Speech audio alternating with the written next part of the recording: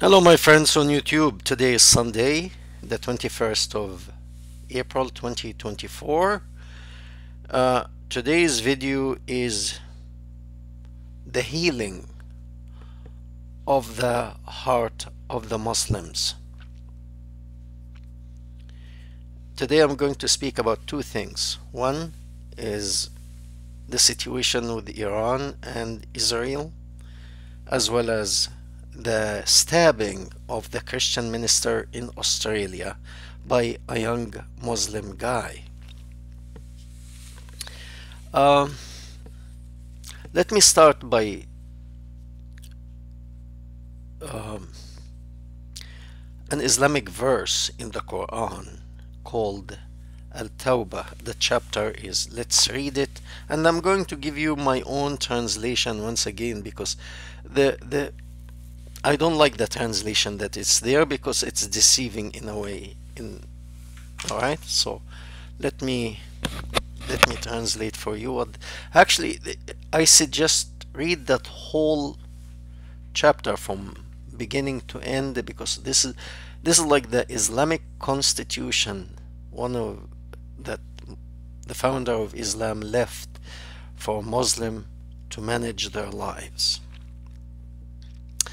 It says the translation is fight them, but actually the word is to fight with the intention to murder, to kill.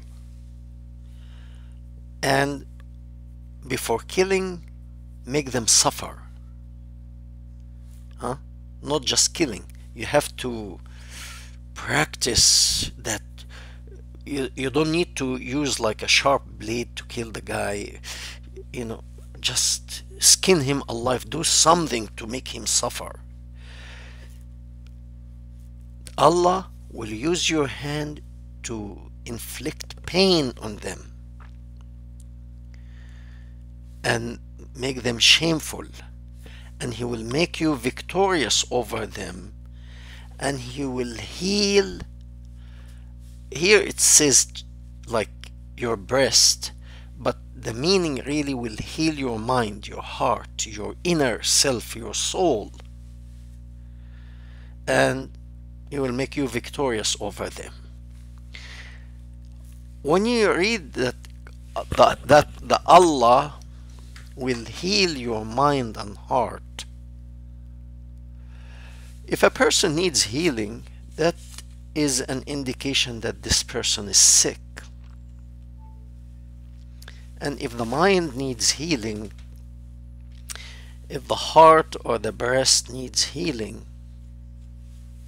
it means that this part of the person is sick. So we can actually conclude and say the people who follow this teaching are sick. Okay, leave this aside now. We learn what the Book of Allah says, and let's say I found something that I don't know if it is what it means in the Bible or something else, and you can use your own interpretation too.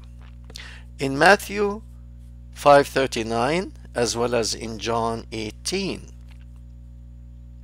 it says, whoever hits your right cheek, turn the left cheek to him.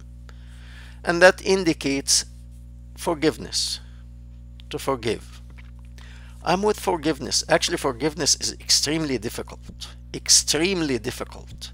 So the person who forgives, I raise up my hat for him or her. Okay? It's actually rather easy to go and kill and inflict pain on the person. And you know what? If you do that, probably you feel justified. Now I took revenge. And that's what it means. Your heart is healed. I took my revenge. Okay? But to forgive is really difficult. And not everyone can do it. So anyway, I'm not asking you I'm not saying do that, or it's better to do it, but it's your business, not mine. So, because of that verse, the terrorists, may the blessing of Allah be upon them, take advantage of this. If you read this, actually, it's said once, you know, somebody hits you on the right cheek, you turn the left cheek. But I didn't see him saying, continue turning the right and then the right and the left, and so on and so forth. It means once. Once. You read later on in Luke 22:36, the same man, Jesus, says, sell your cloak and buy a sword. 2,000 years ago, the highest weapon was available to human was the sword. Is equivalent today to a machine gun, let's say. That was a military equipment. And here, the man who emphasized forgiveness command his followers to sell your clothes. That means you will be cold, you will be open to the elements. If you don't have enough money to buy a sword, sell your clothes and buy a sword. What would you do with the sword? Kill. Swords are used to kill. Guns are used to kill. But there is a big difference here. That young boy who went to Australia to a church to stab the minister while he is giving his sermon, he's not harming anybody. If you like his teaching and his sermon is open, go and listen. You don't, leave him alone. But a young Muslim boy programmed with,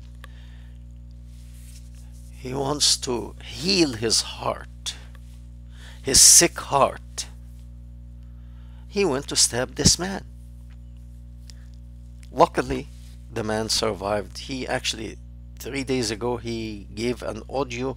I'm going to put it in the description box saying he's alright, he's recovering, and he forgives this person.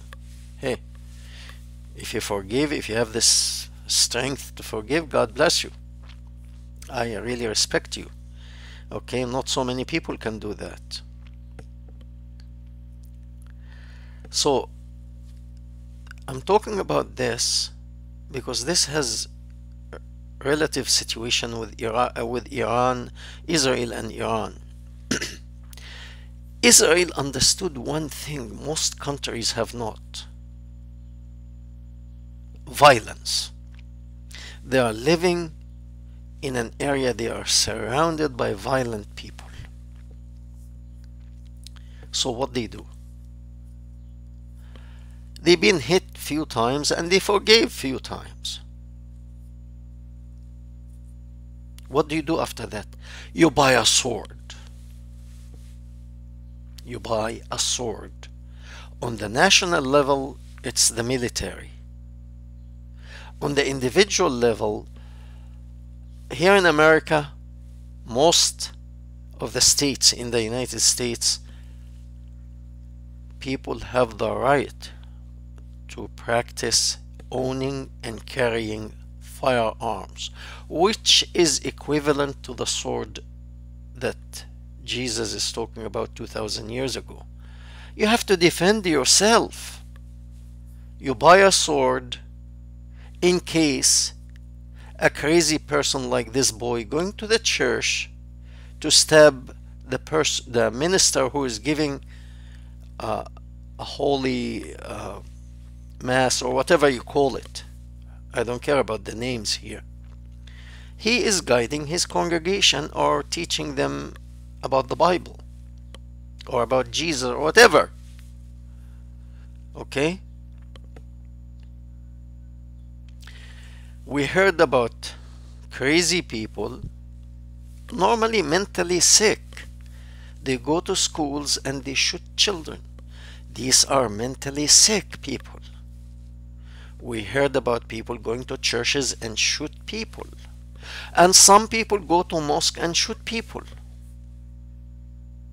These are mentally sick people. Some of them sick because they have mental disturbance, and some are sick because the teaching of their faith or religion making them sick. Like what we read in the Quranic verse that it says, it's 9:14. Go and God wants to heal your heart by inflicting pain while you are killing them, murdering them. And this boy was doing that to the Christian minister, or Jewish, or Buddhist, or Hindu, because the teaching, especially in this chapter in Islam, you're not just to kill the Jews and the Christian, but to kill everybody who doesn't follow your understanding. So when a person like that coming to you with a knife, you have to have more violent tools to stop him. This Israel understood well, because they are living in the middle of this terrorist ideology. And therefore the military of Israel,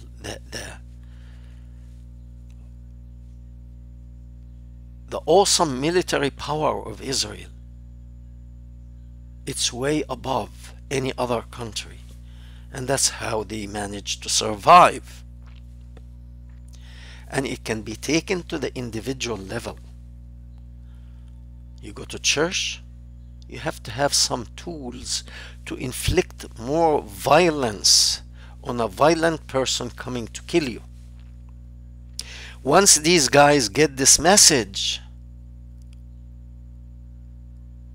they will stop. Israel shot the embassy in Damascus, killing 7 generals. Secretly, they got the information, they sent the plane, they did the operation, came home. Some people were asking me why you didn't speak last week about the situation between Iran and Israel. I didn't speak because it looked like a show. Iran, you see, in war, there is the element of surprise is very important. And here is Iran sending drones and rockets and all what have you to inflict damage on Israel. They have 4 hours, at least 4 hours to get there. Where is the element of surprise? And that's why I'm saying it's a show. They are playing a game to show their people in Iran. It's kind of brainwashing stuff. You see, we're standing up to Israel. We're good, we're tough. But meanwhile, they are informing Israel to take so that it doesn't do any damage. It's just a show. A show. And Israel also did a show, but to make a point. What did Israel respond with? They sent a plane secretly. They didn't say even the hit that they hit Iran with. They didn't say we did. Of course, everybody knows that was Israel, but the Israeli never said we did. Secretly, the right time, the right hour, they send the planes.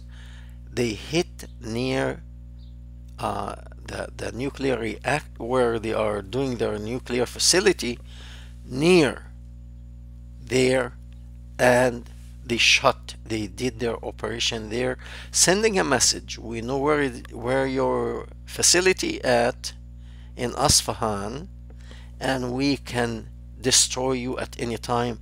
We just don't want to fight. But if you resort to this game, we will destroy you. We will destroy your nuclear facility. We will wipe you out. And they didn't say we did that. They left it there. You understand the message? Good. You don't understand it? The next level will be, I don't know. I hope it doesn't go to the next level, but it will be pain on Iran. So I hope they leave it there. Okay, the Iranians, they showed to their people that we did blah, blah, blah. We fought the Israelis, and the Israeli responded to show what we are going to do. Leave it there. Otherwise, it will escalate. And I feel it, okay, each made his point in his way. I feel it will not escalate. But nevertheless, on the individual level, and the country level, the countries has to learn from Israel that this teaching that came to us 1400 years ago is active, and there is hate and anger, and that hate and anger can only be healed through murdering not just the Jews and the Christians, but Jews, Christian, Buddhist, Hindus, non-believers, atheists, everyone. It's either you follow my way. My way, by the way, is not necessarily the Islamic way. No, within the Islamic way, if everybody today became Muslim, there will be a fight between the Muslim Sunni and the Muslim Shia. The Muslim, there are many sects. They will start fighting among each other until one group left, and that within that one group, because it's not based on good principle. It's about greed and looting and taking to myself, self-centered stuff.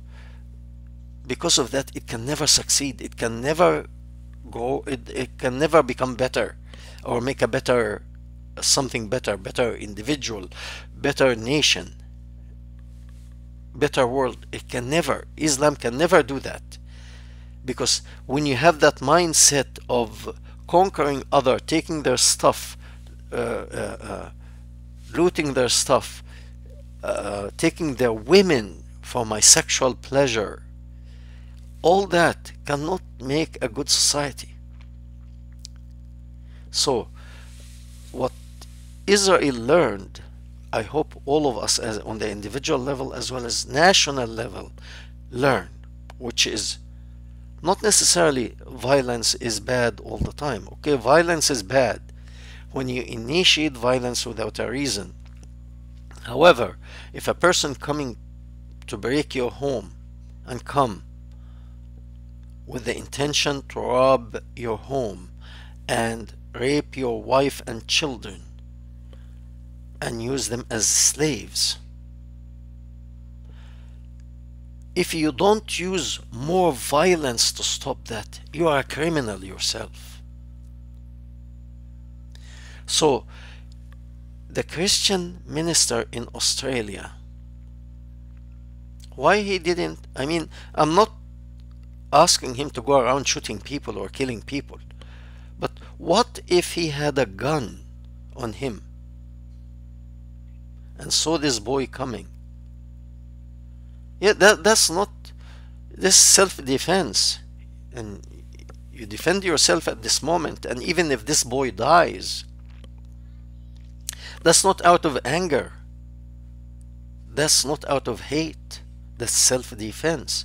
And specifically women, unfortunately many women, they tell you guns are bad, guns or fighting with gun is bad if you use it to kill innocent people, but to have guns in your home in case somebody is trying to cause you harm, there's nothing wrong with that. You are using this for self-defense. And on the national level, Israel understands that. Unfortunately, many nations until now, They say, oh, Muslim people, and they are treating them like they are immature kids. Let them pass here, give them this here. Lower their level standard in education because they don't understand so much or they are dumb. At the end, you are creating a bad society. I'm sorry.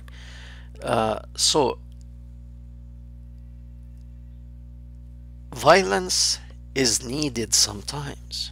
Israel survived in this region, surrounded by people want to destroy it. There is an agreement between Egypt and Israel now not to fight. And the Egyptian, after 1977, all the heavy equipment in exchange to receive the Sinai Desert back from Israel, the condition was not to have heavy military equipment there because you guys are a threat. It has to be a buffer between Israel and Egypt. All of your heavy equipment will be on the other side of the Suez Canal. So in case if you make a move, we can see and we can prepare. But right next to us with all these heavy equipment, Israel is a small country, you can run us over quickly.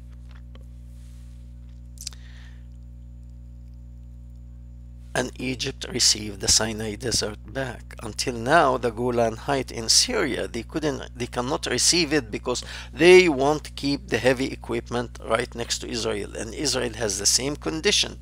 You can take your land back with the condition not to leave it as a buffer zone between you and us because we don't trust you. And rightfully so. So let's all learn from this. And hopefully that show between Israel and Iran will not happen again. By the way, Ismail Haniyeh, the head of Israel, the head of Hamas, 3 of his son and 3 of his grandson were murdered. Oh, I'm sorry, were killed last week by Israeli drone. And that reminds me of Saddam Hussein and his 2 sons, Qusay and Uday. Before Saddam Hussein was captured, his 2 sons were killed in Iraq. The 3 sons of Ismail Haniyeh, the head of Hamas, and 3 grandsons were killed in an attack. And that tells me something. The children of Saddam Hussein were sold. The children and grandchildren of Ismail Haniyeh, the head of Hamas, were sold. After were sold, Saddam Hussein was captured, and that gives me an indication that pretty soon the head of the Hamas living in Qatar, he will be either captured by the Israeli, as Saddam Hussein was, or assassinated. Their days are numbered. And Israel is doing that. I really believe. I didn't want to speak about October 7th because Israel has one of the best intelligence in the world, and they didn't, my opinion, as America in World War II knew that Japan is going to attack Pearl Harbor, and they ordered the 3 airplane carriers, the Saratoga, the Indianapolis, and I forgot the 3rd one. Anyway, I'm sorry. To leave the harbor, and they knew that the planes are coming to attack, but they didn't. They let it happen so that they can have an excuse to enter the war and destroy the Japanese forces. And September 11th, to attack Saddam Hussein, they had to let September 11th happen. They knew that it is happening. So sometimes you let this happen to use it as an excuse with the support of your people to do whatever you want militarily.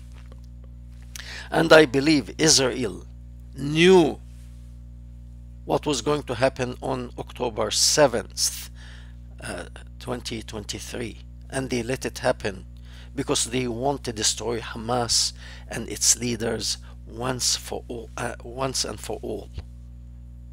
I believe this. But in the background, it's like a theater. They are playing games. On the national level, they are doing the same thing. So anyway, you wanted me to speak about that. That's my opinion. Thank you very much. We hope to hear from you.